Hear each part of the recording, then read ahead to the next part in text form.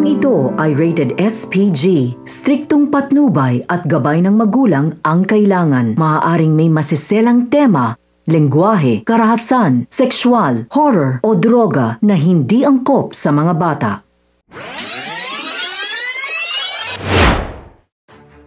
Mga kapamilya, narito ang mga dapat nating abangan sa FPJ's Batang Quiapo.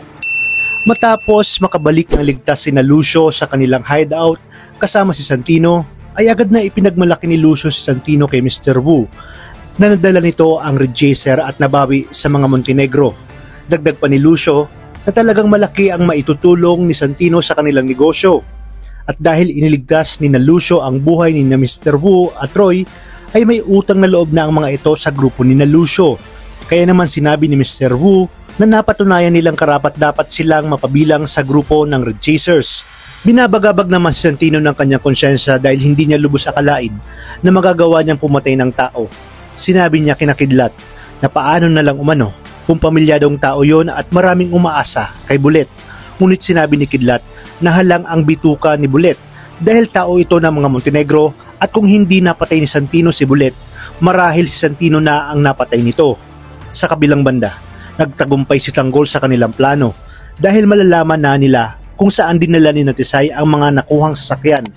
Tuwang-tuwa naman si Tisay nang makuha na nila ang mga mamahalin at magagarang sasakyan ni Tanggol. Di kalaunan ay sinundan na nga ni Tanggol si Tisay, pero agad na nakatunog si Tisay na nasundan pala sila ni Tanggol. Dahil dito ay mas lalong binilisan nila Tisay ang pagpapatakbo ng sasakyan.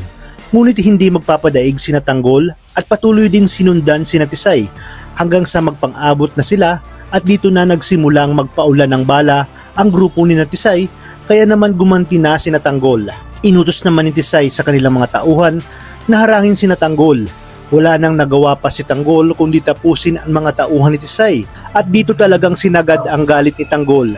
Kaya naman sa huli ay isang malakas na pasabog ang pinakawalan ni Tanggol at sa pagkakataong ito ay isang palaisipan kung nakatakas ba si Tisay at papaano na lamang ang mga natangay nilang sasakyan dahil pinasabugan na nga ito ni Tanggol.